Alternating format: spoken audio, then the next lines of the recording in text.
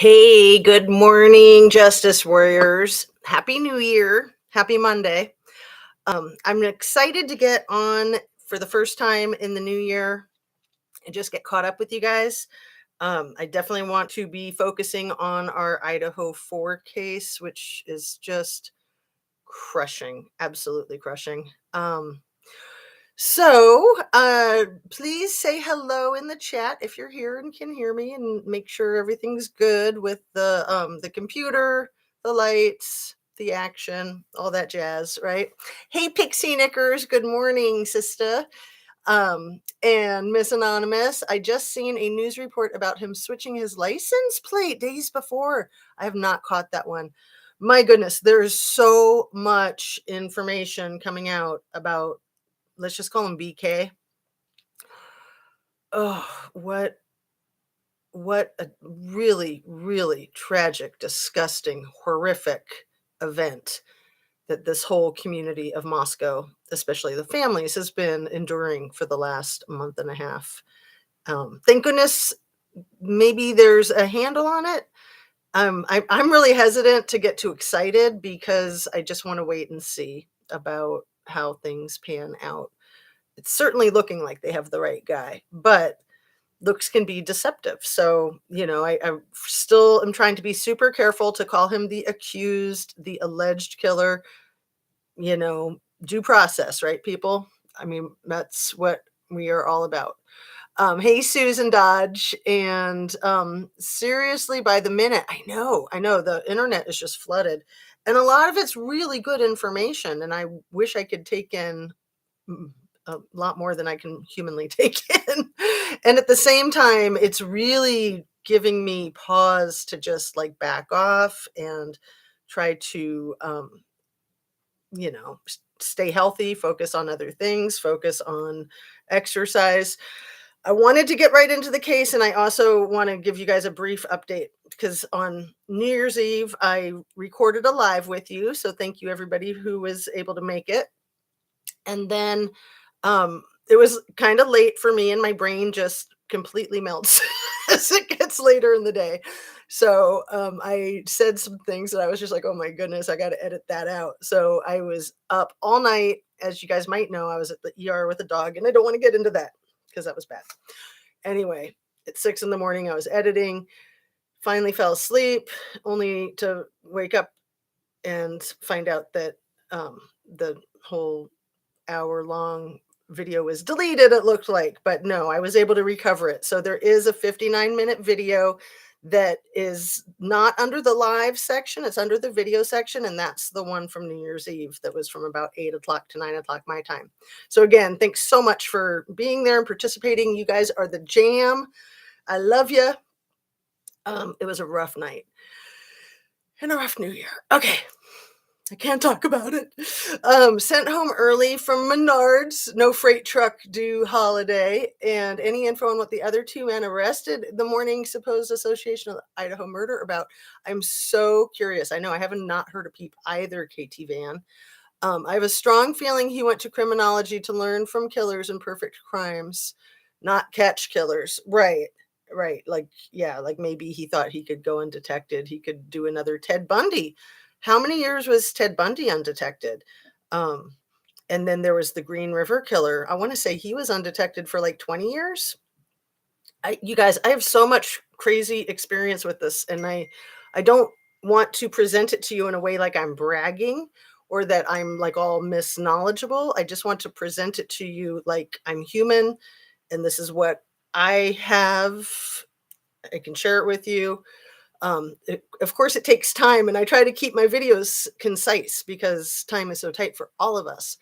Um, so I only fear that he may have planned to attack, but recruited others to do the deed themselves. Fred Field, whew, you were way ahead of the game.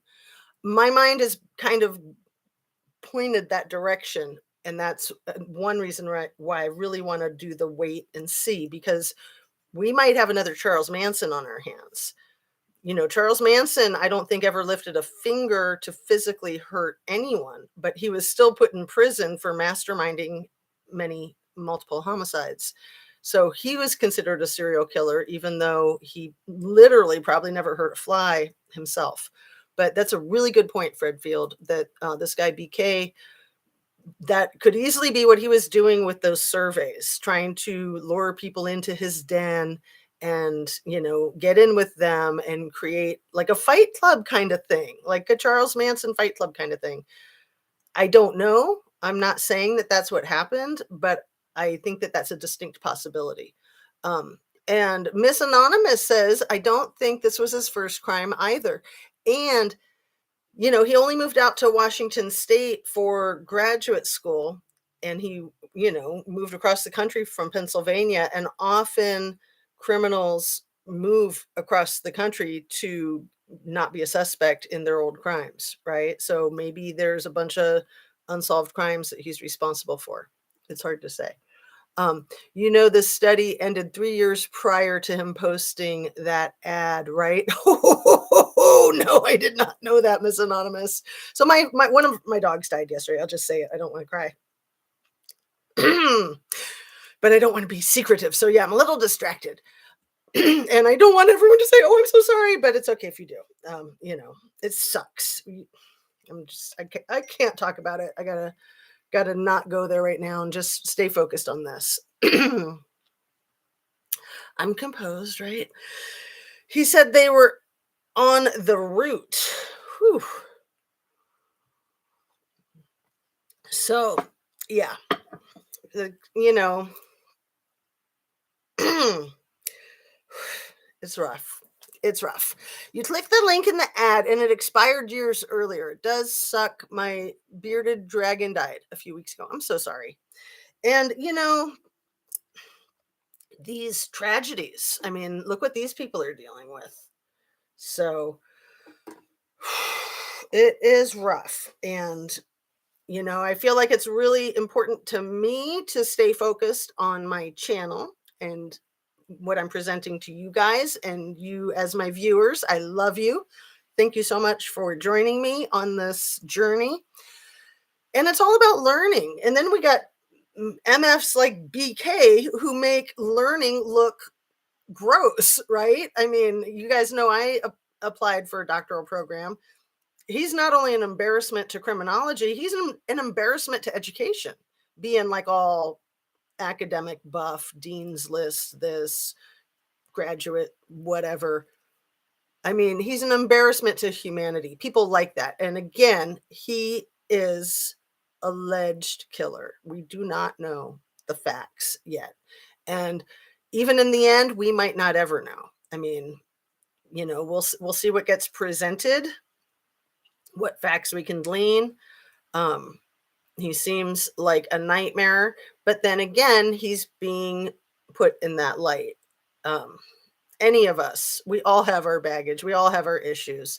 If any of us were accused of something like this, you can bet your bottom dollar that all your old friends who thought you were the cat's pajamas would come out of the woodwork and say, "Oh yeah, she was horrible. Like I remember when she, killed a fly," or whatever. You know what I'm getting at, especially people that have known you when you were younger and going through awkward stages and doing things that you shouldn't have been doing and that you learned from.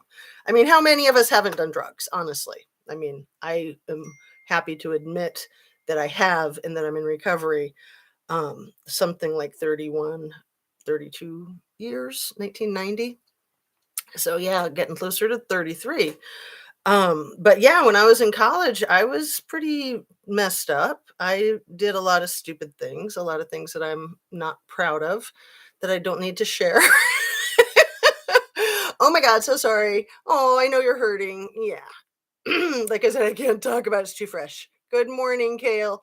Happy New Year, Zena and chat. And stabbing victims en route. There other stabbing victims on the route? Moms, are you talking about the route from to the scene of the crime in Moscow, or are you talking about the route from Washington State out to Pennsylvania? I'm very curious. Yeah, I mean, my brain is just kind of all over the place, and I really wanted focus. So that's why I went ahead and got on, even though I'm overwhelmed and trying not to crying, all that stuff. Let's see, 13 years sober. Awesome. Awesome. And I want to point out that I'm not like 32 years completely sober. Like, my drug of choice, I'm 32 years sober from that. And I'm probably like 9 years sober from alcohol, which was never my drug of choice, but things happen. Never say never, right? I'm digging on these two, Katie Van. Did you read that the sister is a mental health therapist and that they talked back and forth often? I know that one of the sisters is mental health. I did not know that they spoke back and forth often, but there's also something about a second sister that I don't know about, because apparently he was raised with one sister who is, I think, the 31-year-old mental health therapist. And then I don't know the alleged age of the other mystery sister. I don't know if you guys have heard about that. Good morning, everybody. Oh, from Washington till Pennsylvania. Okay, Dilly, I mean, Moms AF. So from Washington to Pennsylvania were the other stabbing victims on the route. There were three more. So are you saying that there were three stabbing victims during like the time frame that he was traveling? Because he was traveling with his dad too. But they could have stayed at hotels and he could have said, I'm going out for coffee or what have you, or while his dad was asleep. And his dad might not have even known it. Um, but yeah, I did think it was curious that his father, him being 28 years old, that his father took a flight to drive with him, because I don't know, I would think a 28-year-old male would be able to drive by themselves, no problem. But maybe they just wanted the time together. Maybe his dad just felt like having a road trip. Maybe his parents were suspicious and trying to figure out if he had any involvement. I mean, just the whole thing with the car. It's very interesting that that car is actually, his car is a 2015 Hyundai Elantra, right? So it's not the make and model that they thought, which is easy to make that mistake, but it's one of the reasons, one of the many, many, many reasons I want to keep an open mind that he's the accused killer.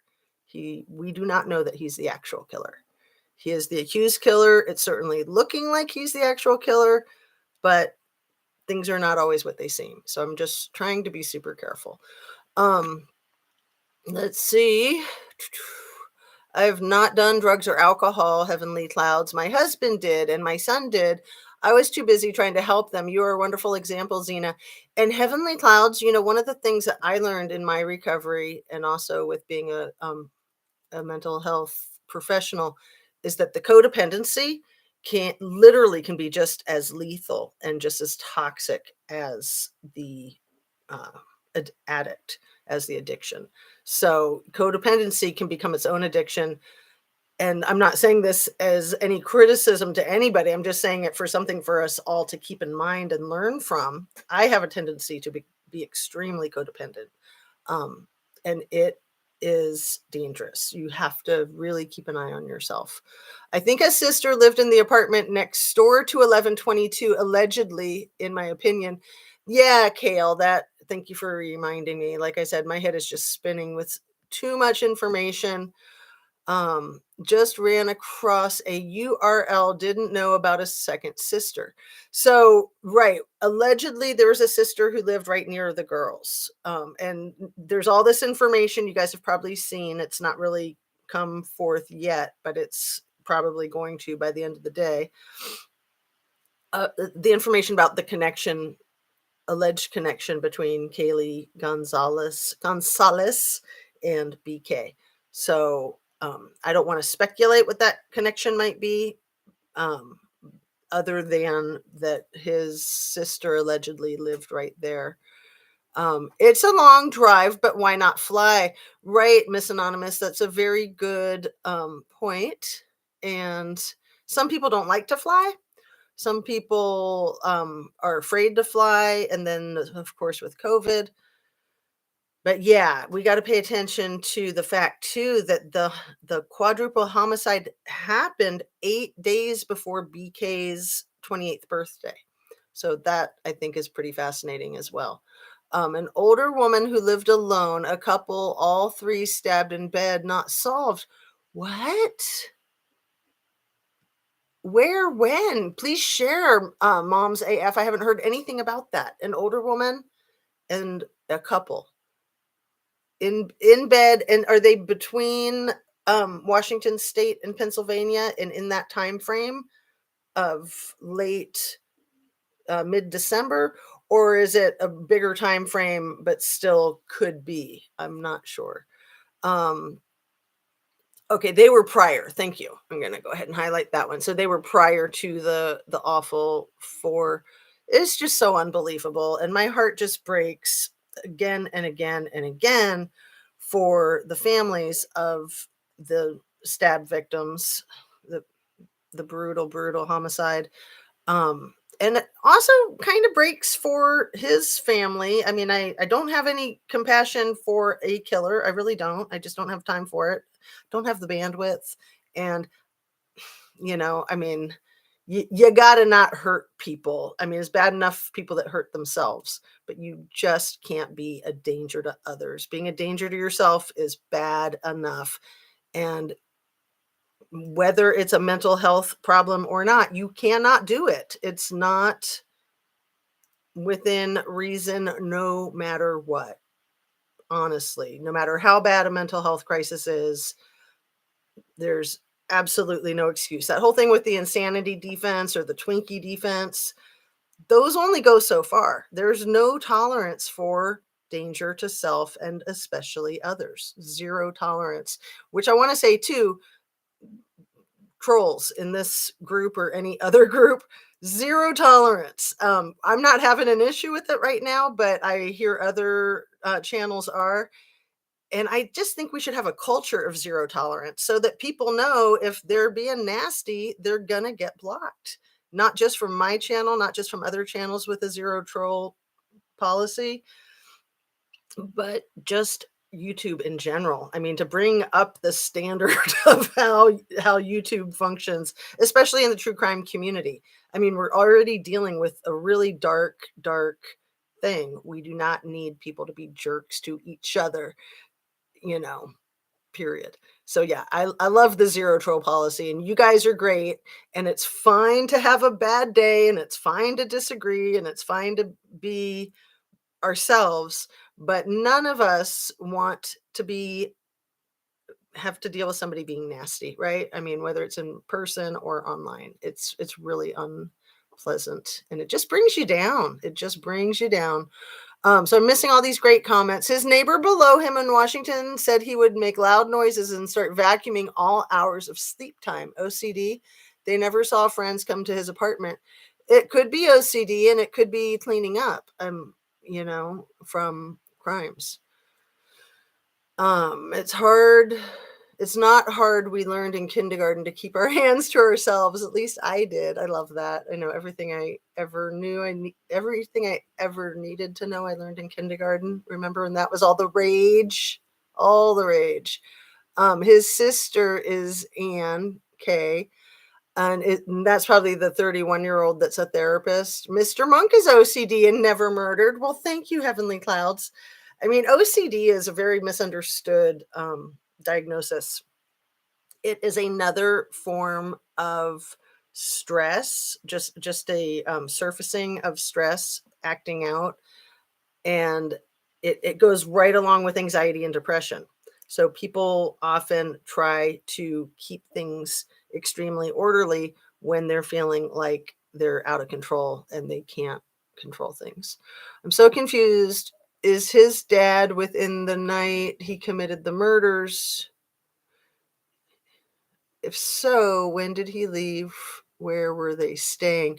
So Dilly Owens, I think that the dad might have flown out to drive with him about December 15th. So a whole month later. Okay. His dad arrived December 17th. Very next comment. Thank you, Miss Anonymous. We need to steer clear of secondhand and unconfirmed information, please, for the sake of justice for the victims. And it's all about justice for the victims, justice for the families. We absolutely need to stay focused, the eye on the ball, getting justice for these families. I mean, it's such an just unbelievable tragedy for anybody to have to go through something like that as a family member, as a friend, as a neighbor, I mean, we're just other people in the all across the country paying attention. There's people all across the world paying attention. It's a hard thing for any of us. It's unbelievable. And yeah, like, I mean, I feel like it's really important to stay healthy and to stay positive for ourselves and for these families, to help m- create that path to justice for the families and being positive, because I don't think there's anything better in trauma than the silver lining, like the gifts that come with this horrible situation. There's often good things that come from bad things, and I think that helps people make sense of the tragedy and, gives them the ability to move forward. So it's somebody came up with that as, there's like the 5 stages of grieving, and then made this. It's a guy who did it. I'll have to look it up if anyone knows. Made it a sixth stage of the grieving process with trauma is the, plugging it into a bigger picture and making meaning of it. That's like the final ultimate stage of the grief process. And I think that's just brilliant. I commend him for his work. Um, the daughter of BTS thought it was similar to her dad's unaliving. Okay. And yeah, his initials are really similar. And, a lot of people do this for the fame. They do it to be known about because they're worthless pieces of crap. And they would rather have the negative attention than have no attention. I mean, it's really, really just gross. What if he was visiting his sister and watched them leave, then got in with key code and hid in closet? Right. That's a really good point. Thank you for saying that. Yeah, I mean, key codes from a distance with binoculars, you'd be able to see that. I'm curious, do some people with OCD have a germ phobia? Of course, yeah, germaphobes, but again, it's just a coping mechanism, and it's a reaction to stress. So, and I look at it like there's always a plus side. Like germaphobes, were ahead of the game when it came to the pandemic, right? Not so sure about that second sister. Melissa Ann is a licensed counselor, right? So, there's all this information about him being vegan. People say it differently, and all this information about him being heavier set when he was younger, and the um the way he lost weight, potentially through drugs, potentially through exercise. Also, I just want to throw in there that some people eat vegan simply to lose weight and to control their weight. It has nothing to do with not wanting to eat animals for some people. I mean, I think for most vegans, it is more like a vegetarian kind of thing. It can also be food allergies, but um, I know of many people who eat vegan to get skinny or to stay skinny. So it's a tough diet. I can't do it. I mean, I love to eat healthy, but I have to have my protein, and I feel like I have to have meat personally to function. I'll just be honest. So, not sure. I recently developed a germ thing recently. That's why I was asking. Oh, interesting. Well, and especially with COVID, having a germ phobia to an extent can be healthy if it's going to keep you from getting sick. But yeah, if you're washing your hands so many times that they're cracking and bleeding, obviously that's not healthy. Um, so you know, the other thing about his weight loss that people keep focusing on is the kickboxing. And I have shared with my viewers that I got into kickboxing right before COVID. It was something I'd wanted to do for years. I was very curious, and it's a lot of fun. And for myself, it had nothing to do with anger. It had everything to do with, like, yoga, meditation. It's more like a Tai Chi kind of thing. You see older Asian folks sometimes. When I lived in San Francisco, there were groups of them in the parks in the mornings that would do their slow motion Tai Chi. It was really cool. And for myself, studying kickboxing, I kind of identified with that because it's not about hurting somebody. It's not about trying to connect with a victim on the other side. It's really about for myself, again, it was for exercise, but it's also for self-defense. And with all martial arts and I think psychological protection, it is you don't need to do anything to hurt somebody else, even when you're just protecting yourself. Um, that the the philosophy behind martial arts is that you allow someone to use their own strength against themselves, right? We are all our own worst enemy. And as you understand the physics and your own um, body and balance and all of that, you don't have to do anything to try to hurt somebody if they're coming at you in a fight. If you are a good trained fighter, you can allow them to take themselves down simply by staying out of the way and letting gravity work, working with gravity to let me just say one of the greatest things that I learned in kickboxing, and anybody who is older probably remembers uh rope-a-dope. I never knew about rope-a-dope. So let's talk about rope-a-dope because it's beautiful. Rope-a-dope was how Muhammad Ali beat George Frazier, the Rumble in the Jungle in the 70s. So if I'm getting all my facts straight with that, it's been a while. But Muhammad Ali just stayed out of George Frazier's way. Everyone thought George Frazier was going to win that fight, and he almost did. But Muhammad Ali had a plan, and he let George Frazier tire himself out, and he literally like laid in the ropes of the boxing ring and just got out of the way every time George Frazier threw a punch. And then as soon as he noticed how tired George had gotten himself, he literally almost killed him. Muhammad Ali, I think, two punches and it was over. And he could have easily killed him, and I think he realized that, and he refrained. Even though George Frazier was the stronger of the two, Muhammad Ali had the genius to invent this whole style of fighting called rope-a-dope. Anybody heard of that? Anybody remember? Know what I'm talking about? I never knew about rope-a-dope until I did kickboxing, and my kickboxing instructor showed me a videotape of it. You can Google it. It's probably one of the first things I ever watched on YouTube. It's freaking amazing. Rope-a-dope, the Rumble in the Jungle.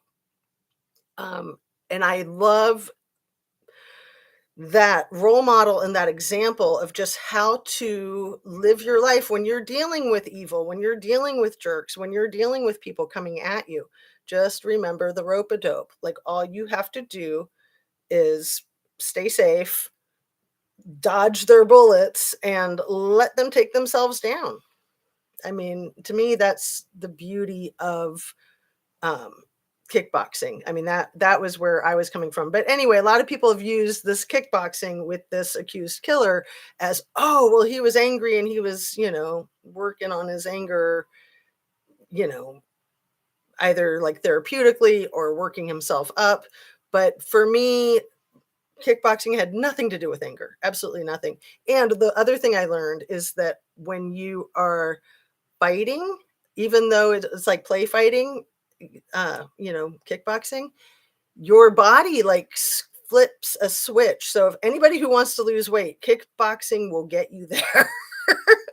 And that's why people do things like boxing and kickboxing, is that it keeps you on top of your game because it puts you in that fight or flight, even when you're just playing around and you're not, in any kind of life threatening situation.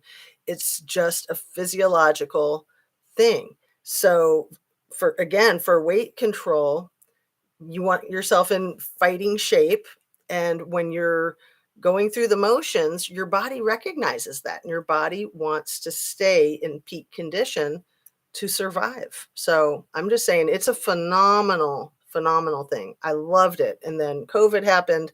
I tried to keep up with my kickboxing, and I just was too concerned about germs, and I haven't gotten back into it since. So, it was fun. I'm glad I did it. It was one of those things on my bucket list.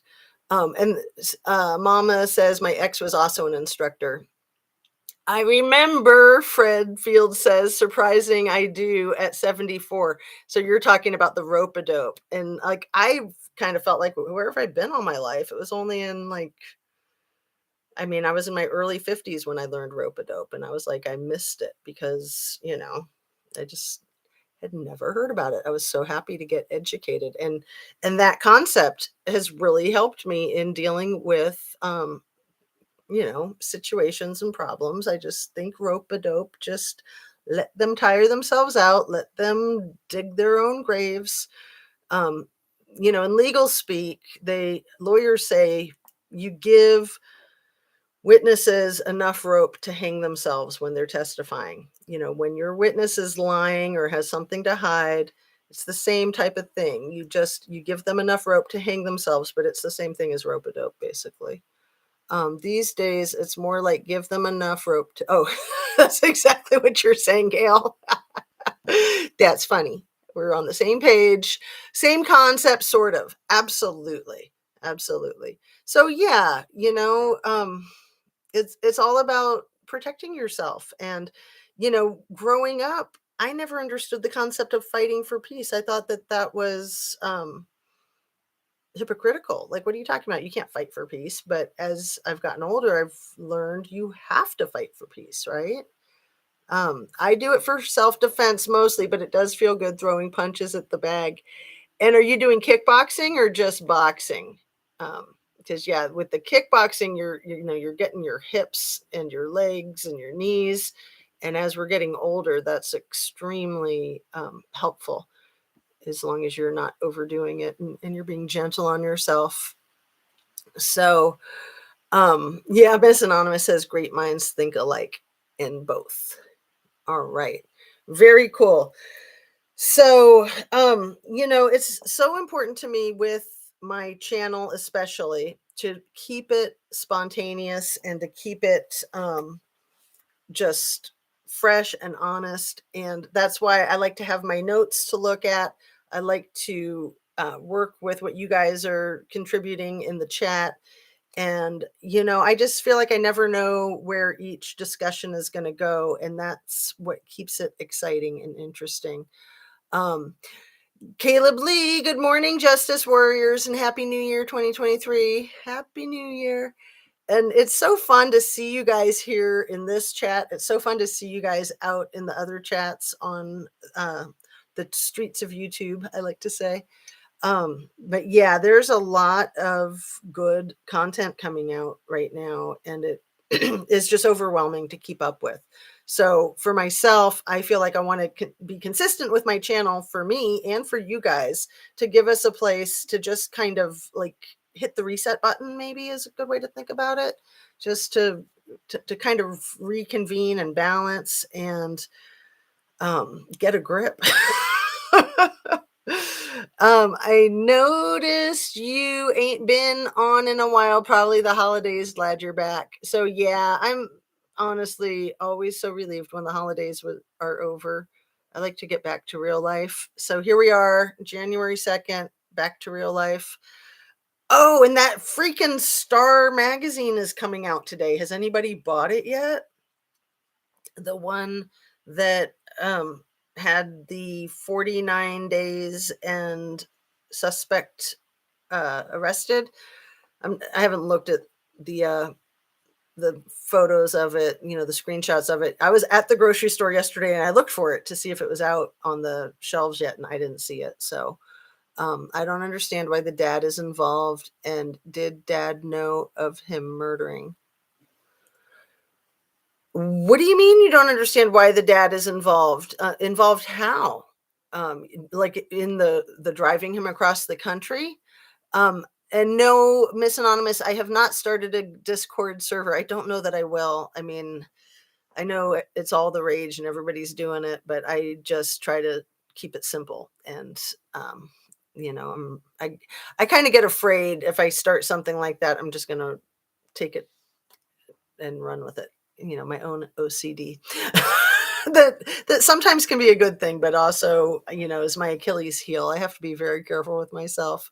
Yes, driving. Why did he pick him up? Good question. Um, so, it sounds like the uh the son, the 28-year-old son, BK, sounds like he probably had a lot of problems and that the parents were concerned about him. I heard something about his mother putting up a post this last spring about him moving to Washington State for graduate school, and that she was concerned. And in the post, she said that he was 26 years old, which is odd. Maybe she just forgot and he was 27. But, you know, by the time your kid's 26, 27, 28 years old, I don't think that we really worry about them so much, unless it's because we know that they're having problems with their mental health or social skills or anxiety or all the above, or drugs, substances. So, oh, that's a word I haven't heard in a long time. He was a cipher. Are you guys familiar with that term? Kale DePenna just put there and pinning it. So a cipher, I think if we Google it, is like a zero, somebody who is like nothing and, kind of lives in a social vacuum, has no friends, support network, like beyond being a loner. I saw a news report that said the trip was pre-planned with his dad just trying to give info. Thanks for that info. And but how pre-planned, I mean, once the grisly homicides happened, and his parents would have realized that he was 10 minutes away from where it happened, and not maybe not thinking that he was the perp, but thinking that he could be in danger if there's a crazy perp like that in the area. And then 3 weeks later, hearing what kind of car they're looking for in relation to the whole thing, I would think they would have gotten a little clued in about the car, and maybe, even if they didn't suspect him at all, that they might have thought, well, he could look like a suspect and he has the car, so we better get the car back here to Pennsylvania so that he doesn't get pinned for this thing that he didn't do, if they had no idea that he had that tendency, which, they very well might not have. And so they might have just been trying to be proactive about things about him looking like a suspect, knowing that he was a cipher, knowing that he was a loner, knowing that he was studying criminology and that he was weird and that he had that car. Maybe they were getting concerned. Maybe they were concerned and asking him if he did it. I don't know. I don't think any of that has come out yet. I have heard some nice statements that his family has made, very, very supportive of the victims' families. And also, I think pretty much saying that even if it is their son, that they will do everything to support him, and that they would want him to go through the justice system for due process, which, I don't think that there's anything more respectable than that. I mean, what an awful, awful situation. I mean, the problem with perps, that I have so many problems with perps, but they just don't realize how many people they're hurting, including themselves. But, the victims, obviously, the victims' families, obviously, but they're turning their own families into victims as well. It's just unbelievable. They just destroy everything in their path. You just never know. I mean, look at Brian Laundrie's parents. Oh my goodness. Yeah, let's talk about that for a minute. Yuck. Um, they knew everything. Creepy, these young men. Yeah, I could buy that Brian was a professor. Glad I know better. Right, and there's all the, the nutty professor kinds of jokes, kind of the idiot savant type of things. There's a lot of that, and that a lot of that is not dangerous. It's just that people can be nerds and can be really smart with some things and really stupid with others. But the issue with Brian Laundrie's parents and that thing that's come up in the last few days with the lawsuit and the letter, the burn after you read letter that Roberta wrote to Brian that has come into the news. You guys are probably well aware of it. I had no idea that that burn after you read letter was written allegedly before the trip that they took? I don't know. I'm confused about it because I think that the letter came to surface in June of 2022, but we have to remember that the crime that Brian committed against Gabby was August 2021. So that letter, it sounds to me, was probably written around August of 2021. But then nobody knew about the letter until this past June 2022. And yeah, it sounds like Roberta will go to jail if what is said in the Petito family's lawsuit is accurate. And we all know and believe probably that she deserves to go to jail. So that would be some justice for Gabby. Unbelievable. Yeah, unbelievable that any parent like Scott Peterson's parents um, would try to protect their quote unquote loved one. I don't call that love, knowing that their loved one is evil. I mean, the nut doesn't fall far from the tree, right?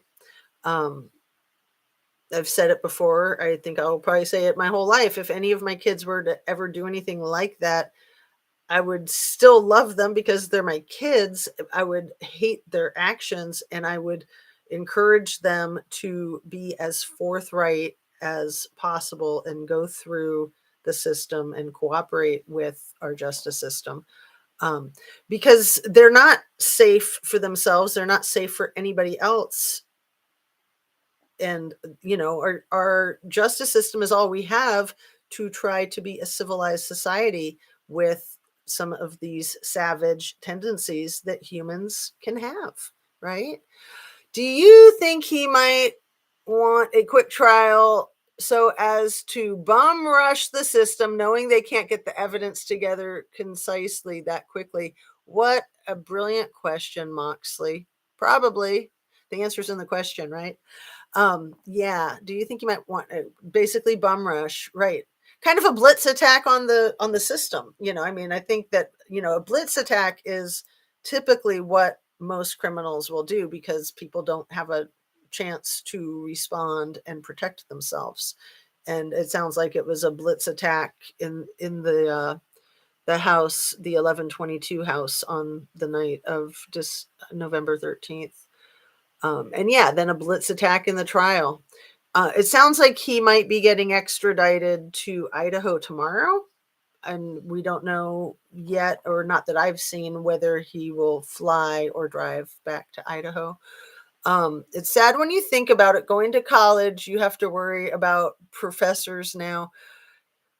Yeah. I mean, unfortunately, we have to be so careful with anybody, everybody. Absolutely. Um, yeah, I mean, and especially people in positions of power, like being a professor is a position of power over students. Coaches, professors, doctors, people that we know have had a tendency, people in those professions, to take advantage of the people that they have power over. Bosses with employees, movie producers with actors and actresses, to take advantage of them sexually or in other horrible ways. I mean, the whole thing with power and control, it's disgusting. People that are power hungry eh, usually are overcompensating for feeling powerless, and they feel like their own lives are out of control. They don't know how to be responsible and take care of themselves. So then they try to overpower other people, whether that's physically in a um, domestic violence situation, in a SA situation. I mean, these things are so disgusting. These killers, these people that victimize other people are, in my opinion, just terrorists, just domestic terrorists, really. Um, I was shocked hearing about his mom wanting him to have a shovel to bury Gabby. His mom needs to be in jail. Yep, yep. Yeah, it's extremely shocking. I mean, of course, I knew about the burn after you read letter last year, over a year ago, when all of this was coming out. I had no idea it had anything like that in it. No idea. But no, I've always been 100%, I'd say 1,000% suspicious of the Laundry family from the outset. You know, him coming back with her van without her. I mean, give me a break. That is beyond ridiculous and horrifying. And then them not returning the phone calls of Gabby's family. Like, you know, screw them. Absolutely. Like, they deserve prison. They absolutely deserve punishment for their crimes. Roberta was wanting her coworker's daughter, who is in her 30s, to date her son. She was not interested. Roberta could not stand Gabby. Oh my goodness. And Gabby was just so sweet. But right, I mean, Roberta would have been threatened because Gabby was taking her little boy away. And obviously, Brian was a mama's boy, which to me is just one of the most disgusting things a grown man can be. You know, a man baby, a mama's boy. I mean, just gross, absolutely gross. And it's a very incestuous type of relationship, right? I mean, it gets into like the whole like Freudian psychology. It's so disgusting when parents have those inappropriate alliances with their children that are self-serving for the parent, and they're really crippling their children to be um, damaged individuals, and then sometimes so damaged that they commit these types of crimes. Um, let's see, where are we? There's so many good comments. I'm so sorry that I am just not able to keep up with my wonderful viewers and commenters. Roberta, okay, I read that one. Travis and Gemelin were attacked in their home around 3 p.m. on August 13th, 2021 by an assailant wielding a knife, Marion County. And I don't know if that's one of those that happened up in the Pacific Northwest or some other part of the country, if you want to add to that. Um, just a mod, not Xena. Gail, you're so cute. You might have some of her powers. Oh, how cute. You guys are so funny. Marshals fly them. Right. But if there's issues with, you know, this person not wanting to fly, I mean, he might be one of those people who doesn't like to fly. I don't know. And who cares what he wants, right? Who cares what he likes? But it can be more dangerous if something were to happen on an airplane. But my goodness, what a mess. Hoping for answers. I got to read this one out loud and tag it. I didn't realize how much evil was out there until I started following cases on YouTube. And those are the only ones, and those are only the ones we hear. Right. Yeah, there's a lot of evil in the world. And, you know, for myself, I feel like following things on YouTube can bring order to the chaos and help to understand. And I think education is such a huge part of it. Oh, and I haven't even made my disclaimer yet. I'm really still waking up. Everything I say is my opinion only, simply for the sake of conversation, speculation, opening up a discussion, hoping to educate myself and anyone who is interested in gaining education and helping me be educated. You know, to me, education is really exciting and interesting, and I'm just embarrassed to be interested in education when there's somebody in the education profession who's allegedly doing something like this. I mean, it makes humans look bad, right? I mean, talk about the whole thing with cannibalism, eating our young, um, dog eat dog society. Yeah, it is just disgusting. So yeah, I unfortunately have been well aware of a lot of the evil in the world from way too early in my life. And trying to keep an eye on this stuff is how I try to make sense of it. Um, Coming across that book, The Gift of Fear by Gavin de Becker, really helped me understand that. It helped me understand my fascination with true crime and wanting to learn from it and stay safe. So for me, that's really what it's all about. And then in the meantime, we end up building this cool community of other supports, other people that, in a way, it's like we're our YouTube friends and family, right? And to me, that's a surprising kind of a secondary effect that I didn't expect, and I think it's really cool. I love the community that we have built here, and I appreciate you guys so much. Let's see. So we are already getting close to an hour, and I just did my first disclaimer. Let me go ahead and hit my second one. Please hit that thumbs up like button if you haven't yet, and if you feel like it, and subscribe if you haven't yet, and if you feel like it, and share if you haven't yet and you feel like it. Those things are extremely helpful for the algorithm of the channel, and I appreciate it a great deal. So thank you for your support, thank you for your time, thank you for listening, and thank you for contributing. Like, it's just the coolest thing in the world to me. We have to stop trusting the people we have been conditioned to trust. So much evil to navigate. Kale, that is such a brilliant comment. And it brings me to one of my other favorite books that's really like a Bible, like a survival manual. That gift, not Gift of Fear, the other one, The Four Agreements. So The Four Agreements is a very simple read, also very, very well written.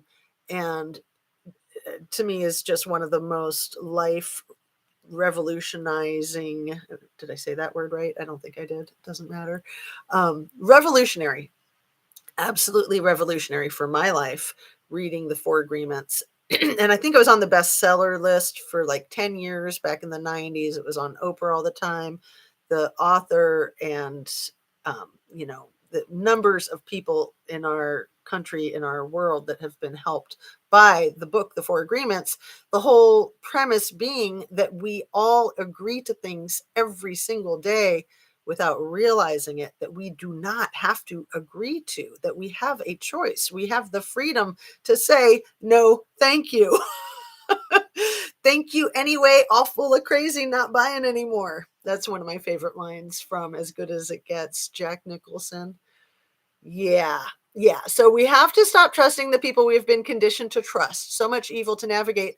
And let me just throw in there, some of the people that we've been conditioned to trust that we need to question, in my opinion, are people in positions of authority. And that includes law enforcement, and that includes police chiefs. And I'm not trying to be harsh. I'm not trying to be disrespectful. I'm trying to say that just because somebody is in that position does not necessarily mean that you can trust them, or it doesn't necessarily mean that they really know what they're doing. We need to question them. We need to hold their feet to the fire. And if they can't deal with that as part of the job, they have no business being in that job. That any law enforcement is a lot of power. You don't have to be a supervisor in law enforcement. Anybody who has worked in law enforcement knows how much power it is. Somebody that I knew as a mental health professional who had previously been in law enforcement told me that it was his favorite job that he'd ever had in his life, was being a cop. And I said, really? Why? Why'd you like it so much? And he said, let me think. The power, the power, and the power. And I was just like, oh, okay, good to know. Interesting. So that really stuck with me because honestly, being a psychotherapist is one of the best jobs that I've ever had, that I love. And, I love helping other people and I love learning. And I feel like as a psychotherapist, I'm constantly learning and hopefully helping other people and using my codependency traits, my codependent characteristics in a positive way so that they're helping me be a better person, helping the world be a better place, and not having to change my codependent characteristics. No, I'm just kidding. It's good to keep that in check. It's good to keep everything in check, right? And I want to keep my criticism in check, my criticism of people in this case, law enforcement, the police chief, ex-boyfriend. I want to keep all of that in check, but I still am going to ask the hard questions. I'm still going to hold their feet to the fire. I'm still suspicious of these people. I'm suspicious of what they have said, what they haven't said. I want to know more. I'm not buying what these people are selling. I'm not buying it. I'll just be straight up not buying it. I don't believe that the investigation has gone as it should. I do not have faith in that. I do not trust that. And I'm just being honest. And maybe I'm incorrect. Maybe it's all great and I'm just being overly critical. But that's where I stand. And I really still don't trust the ex-boyfriend and all that stuff there. For all we know, there's a connection and affiliation with all of this stuff. This guy, BK, and his ads on the internet and his interactions with people. We don't know if his sister lived right there. Not only was he maybe spying on the people that lived at 1122, he might have been spying on the people that they interacted with, people that they dated. And maybe he built bridges with those people. Maybe he made contacts and connections. We don't know that he acted alone. I have said from the outset that I suspect whoever did this was a lone wolf and did this alone. However, I've also kept an open mind that I might be incorrect about that. It's a lot to do. It's a lot to take on as one person. And nobody lives in a vacuum. Nobody lives so isolated. There's almost always affiliates, accomplices, accessories before, during, or after the fact. All of them are just as guilty if they're not coming forward with their information. So let me get caught up on your comments and then wrap this one up, so we can all get on with our day. And then I want to try to get back into the custom or the routine of doing my morning video and then doing a afternoon video because I really like that. That's a good structure for me, and hopefully it's good for you guys. You can let me know. I guess that is why that chief was smiling, looking goofy so much. He knew they had someone. I still don't trust it. In my last couple of videos, I used the word smug. He looks really smug to me. And I will reiterate again and again, there's no room for being smug in a situation like this. Like if he was right, good. If he was doing his job, good. Don't be smug about it. That's your job. That's what you're paid to do. You are sworn to protect and serve and be upheld to the highest ethical standard humanly possible. Okay. So you do not get an award for doing your job. Sorry, not sorry. If you're doing your job well, great. And that goes for everybody, not just people in law enforcement. I don't care what your job is. Do it well or don't do it. That's my opinion. And yeah, I mean, it would be nice if we all got awards for doing our good deeds or for being a good parent or whatever, but we don't. The award is just the satisfaction of being a productive member of society, right? I mean, that's huge in my opinion. I think it's just a sign of the times. How sad for me to become complacent, but maybe I don't know what you're responding to. Let me go back to that if I can quickly and then get caught up again. But no, I'm not finding it. Where did it go? So I see Death Valley Tiger. That's a great name. Parents today want to be friends with their children rather than be a parent. Friendships come later in life, and parenting is hard. And parenting is forever. I mean, we always need our parents no matter what age. But yeah, it's nice to be friends with your kids, but it's way more important to be their parents, especially as they're growing up. Hoping for answers says Death Valley, so true. I am not that person, but my granddaughter's parents are. This makes my parenting of them hard. I'm always the bad person. Yeah, it is hard being the good parent. It is really hard. I'm an old self-help junkie, and you are spot on, Zena, about the four agreements. Oh, Moxie, I'm so glad to hear that you're a self-help junkie. I love self-help. And yeah, that book, of all the books I've ever read in my life, Four Agreements and Gift of Fear are all-time favorites. Absolutely. Like I said, they're like Bibles. They're like guides for being a happy and productive person. And The Gift of Fear is a really weird title, but trust me, it's an amazing book. We can talk more about that later.